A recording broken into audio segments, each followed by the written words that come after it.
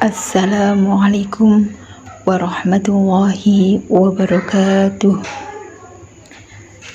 Saya Anis Nurlaili, mahasiswi Unhas Tebu Ireng Jombang, menjawab UAS SKI Prodi PGMI semester pertama.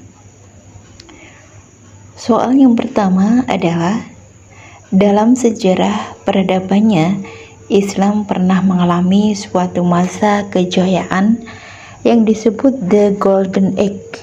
Jelaskan yang saudara ketahui mengenai istilah tersebut. Abad ke-9 sampai ke-13, dunia Islam ditandai dengan era perkembangan ilmiah, religius, filsafat, dan kebudayaan dalam skala serta kedalaman yang tak tertandingi sejarah, baik sebelum maupun sesudah era tersebut. Setelah melesat bangkit dari gurun gersang Arab, kebudayaan Islam sekarang meliputi banyak budaya, agama, dan tradisi intelektual yang beragam, mulai dari Spanyol hingga India. Dalam masa ini, pencapaian kebudayaan sebelumnya dibandingkan dan menjadi landasan untuk menciptakan zaman keemasan dalam penemuan ilmiah. Tak ada tempat lain di dunia ini yang mampu memadukan begitu beragam orang, dilengkapi banyak intelektual lokal. Hasilnya sebuah era yang tak hanya berperan sebagai jembatan antara pengetahuan kuno dengan Renaissance Eropa, tetapi juga menjadi fondasi bagi dunia ilmiah modern.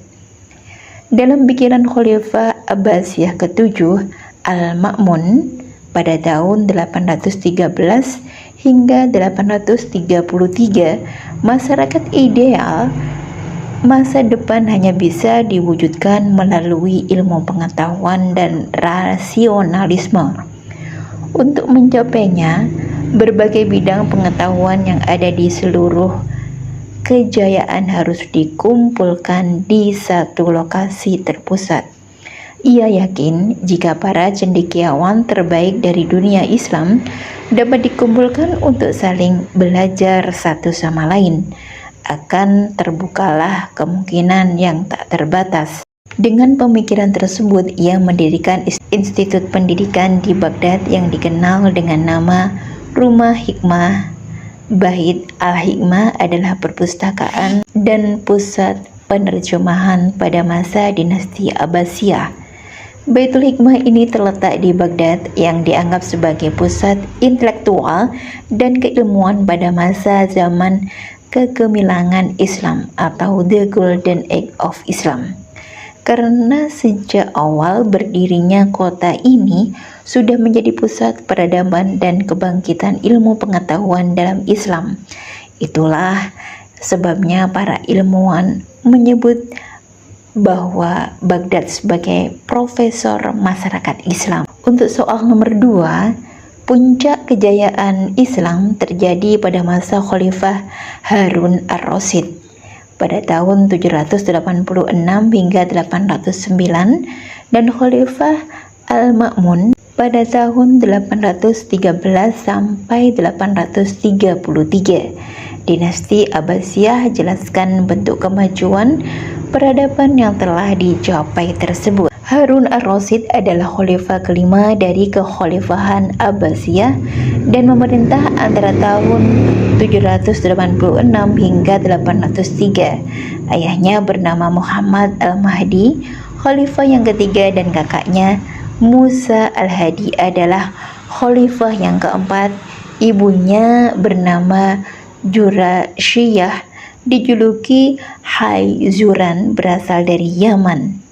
Meski berasal dari dinasti Abbasiyah, Harun ar-Rasyid dikenal dekat dengan keluarga Barmak dari Persia. Pada masa mudanya, Harun banyak belajar dari Yahya ibnu Khalid al-Barmak. Era pemerintahan Harun ar-Rasyid dilanjutkan dengan Ma'mun ar-Rasyid. dikenal sebagai masa keemasan Islam atau The Golden Age of Islam, di mana saat itu Baghdad menjadi salah satu pusat ilmu pengetahuan dunia. Pada masa pemerintahannya, dia mewujudkan keamanan, kedamaian, serta kesejahteraan rakyat.